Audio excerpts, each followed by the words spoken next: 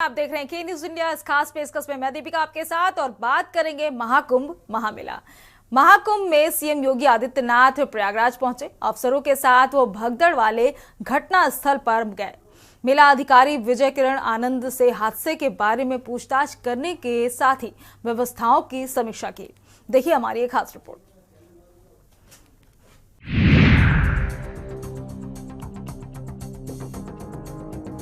महाकुंभ में भगदड़ मचने के बाद चौथे दिन सीएम योगी आदित्यनाथ प्रयागराज पहुंचे।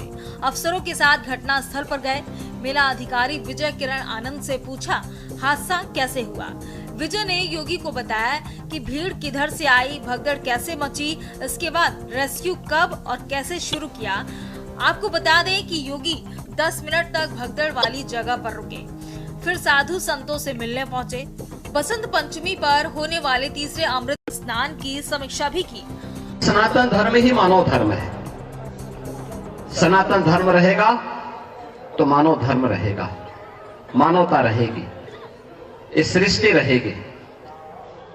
और मैं अभिनंदन करूंगा उन पूज्य संतों का जिन्होंने मौनी अमावस्या के अवसर पर पूरे धैर्य के साथ एक चुनौती हम सबके सामने आई। कुछ पुण्यात्मा उस एक हादसे के शिकार हो गए थे, लेकिन उन स्थितियों में एक अभिभावक के रूप में, जैसे परिवार के ऊपर कोई विपत्ति आती है तो परिवार का अभिभावक धैर्य नहीं खोता, पूरी हिम्मत के साथ खड़े होकर के उस चुनौती का सामना करते हुए उससे उभारने का कार्य करता है। अधिकारियों को हिदायत, व्यवस्था करें चौकस। सीएम योगी ने अधिकारियों से भगदड़ को लेकर सवाल भी पूछे और आगे ऐसी घटनाओं को रोकने के लिए कदम उठाने के निर्देश दिए। उन्होंने श्रद्धालुओं की सुरक्षा को सर्वोच्च प्राथमिकता देने पर जोर दिया और व्यवस्थाओं को और सख्त करने को कहा। मुख्यमंत्री के घटना स्थल पर पहुंचते ही घाट पर उपस्थित श्रद्धालुओं ने हर हर महादेव और जय श्री राम के जयकारे लगाए। सीएम ने संतों का किया अभिनंदन। इसके बाद सीएम योगी सतुआ बाबा के आश्रम पहुंचे। कहा, मौनी अमावस्या के अवसर पर कुछ पुण्य आत्माएं हादसे का शिकार हो गई। मैं अभिनंदन करूंगा उन संतों का जिन्होंने पूरे धैर्य के साथ एक अभिभावक के रूप में खड़े होकर उस चुनौती का सामना किया, उससे उबारा। कहा, आपने देखा होगा कि जो सनातन धर्म के विरोधी हैं, वे प्रयास कर रहे थे कि संतों का धैर्य जवाब दे जाए, वे लोग जग हंसाई का काम करें। लेकिन मैं सभी 13 अखाड़ों के संतों और अन्य महात्माओं का अभिनंदन करता हूं, जिन्होंने परिस्थितियों का सामना किया, महाकुंभ के प्रति अपने दायित्वों का निर्वहन किया।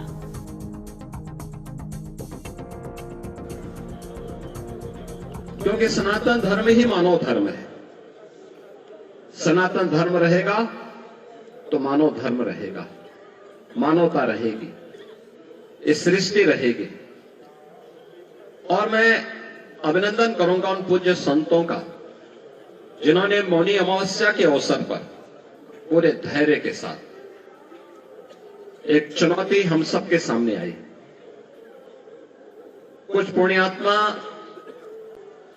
उस एक हादसे के शिकार हो गए थे, लेकिन उन स्थितियों में एक अभिभावक के रूप में, जैसे परिवार के ऊपर कोई विपत्ति आती है तो परिवार का अभिभावक धैर्य नहीं खोता, पूरी हिम्मत के साथ खड़े होकर के उस चुनौती का सामना करते हुए उससे उभारने का कार्य करता है।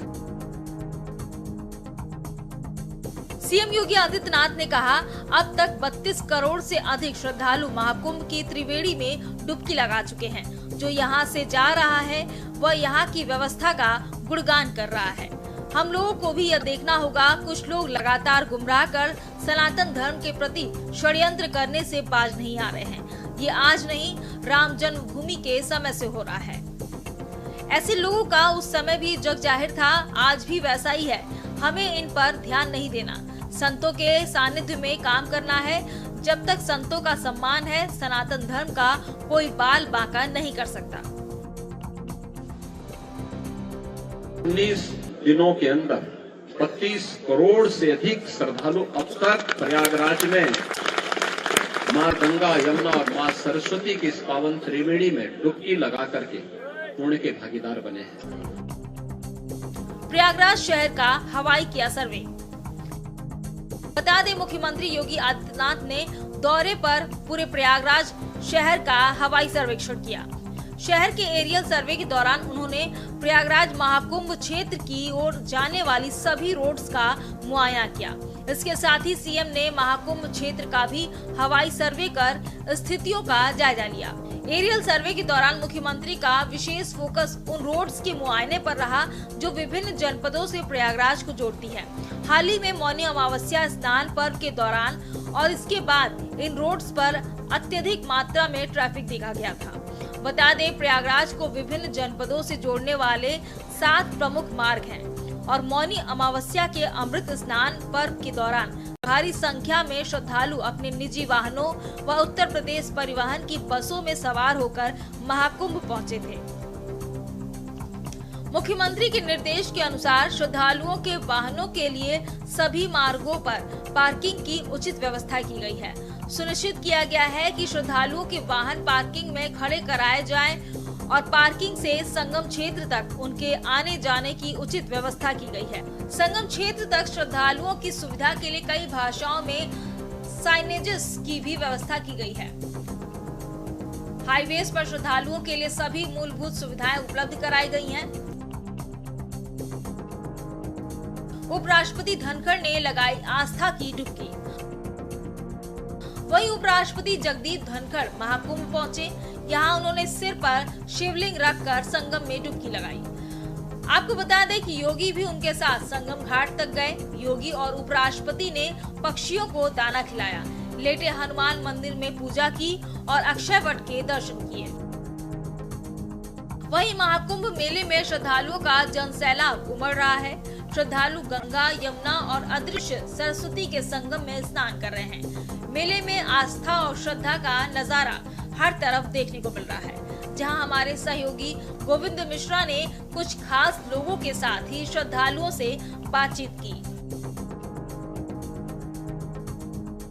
यहाँ की व्यवस्थाओं के बारे में सरकार ने क्या क्या इंतजाम किया हुआ है, उसके बारे में आप क्या बताना चाहेंगे? मैं इस सरकार को बहुत बहुत धन्यवाद देता हूँ। जितनी उसकी प्रशंसा की जाए उतनी ही कम है। अभी तक का सनातन में के इतिहास में महाकुंभ में इतनी अच्छी व्यवस्था कभी भी देखने को नहीं मिली है। जितने भी भक्त हैं बहुत अच्छे से आ रहे हैं। कहीं भी किसी भी प्रकार की कोई भी अव्यवस्था का प्रश्न ही नहीं उठता, ऐसा मैं अनुभव कर रहा हूँ। बहुत बहुत सरकार को भी धन्यवाद और आए हुए समस्त सनातनियों को धन्यवाद। बार बार कहता हूँ कि वो आएँ और इस अमृत महोत्सव, अमृत महापर्व, 144 वर्षों के महाकुंभ महापर्व पर अमृत स्नान का प्राप्त करके अपने जीवन को धन्य करें। चलते चलते एक आखिरी सवाल करेंगे, क्योंकि ये जो सामने से ये बनाया हुआ है व्यवस्था है, जैसे स्नान करते हुए कोई डूबने न पाए और उसको बचाव के लिए सब टीमें लगी हुई हैं और ये पीपे का पुल बना हुआ है कि जिससे कि इस पार से उस पार जाया जा सकता है, उस पार से इस पार जाया जाता है। किसी कारणों से ये पीपे का पुल में आज आवागमन मौनी अमावस्या को देखते हुए, अमृत स्नान को देखते हुए रोक दिया गया है। लेकिन आप थोड़ा यहाँ की जो सुरक्षा व्यवस्था जो बनाई गई है, क्योंकि केवल उत्तर प्रदेश से ही नहीं है, यहाँ पर जो है पूरे हिंदुस्तान से और हिंदुस्तान के बाहर से भी लोग आए हुए हैं। तो यहाँ क्या व्यवस्थाएं की गई हैं, थोड़ा सा व्यवस्थाओं पर आप प्रकाश डालिए, क्योंकि सरकार शासन प्रशासन के माध्यम से जो हुई है। देखिए, व्यवस्थाएं अति उत्तम हैं और जो ये कहा जाता है कि रोक दिया गया है, 30 पुल बने हैं, कहीं कोई भी पुल नहीं रोका गया है। महाकुंभ 3 प्रकार का होता है। एक होता है कुंभ पर्व, एक होता है महाकुंभ पर्व और एक होता है सिंहस्थ महाकुंभ पर्व। 3 प्रकार के कुंभ होते हैं। कुंभ उसको कहते हैं जो 12 वर्ष में एक बार प्रयागराज में पड़ता है, फिर उज्जैन में पड़ता है, फिर नासिक में पड़ता है और उसके बाद हरिद्वार में पड़ता है। ये 3 वर्ष के अंतराल पर कुंभ पड़ते हैं, लगभग 4 जगह। जिस समय समुद्र मंथन हुआ था और जिस समय भगवान धन्वंतरी अमृत कलश लेकर के प्रकट हुए थे, और ये कथा प्रसिद्ध है कि उस समय उस कलश को लेकर के कुछ असुर लोग छीन करके झपट करके भागने लगे। महाराज जी जैसे बता रहे हैं कि प्रयागराज में 144 साल बाद कुंभ आया है, तो कहीं न कहीं लोगों के प्रति अंतर्राष्ट्रीय स्तर पर केवल इस राज्य में ही नहीं, राज्य से बाहर, भारत के भी बाहर अंतर्राष्ट्रीय स्तर पर एक छवि बन कर के आई है। उत्तर प्रदेश की ले लीजिए या भारत देश की ले लीजिए कि एक जन सैलाब है। अभी तक लोग कहते थे रैली है, बिल्कुल रैला है, जन सैलाब है। मतलब जितना जल है, जल से ज़्यादा पब्लिक है। इतनी कि अगर गंगा यमुना बह न रही होती, अगर कोई तालाब यहाँ पर होता तो हमको लग रहा पानी कम पड़ जाता। क्या कहना चाहेंगे? जी, आपका कहना सर्वथा उचित है। जिस ढंग का लोगों में उत्साह है, कुंभ के प्रति श्रद्धा है, वो सच में देखने योग्य है। बता दें कि प्रशासन के अनुसार अब तक 10 लाख से अधिक कल्पवासी कुंभ में रहकर साधना और भक्ति कर रहे हैं। 13 जनवरी से शुरू हुए महाकुंभ में अब तक 30 करोड़ से ज्यादा श्रद्धालु स्नान कर चुके हैं।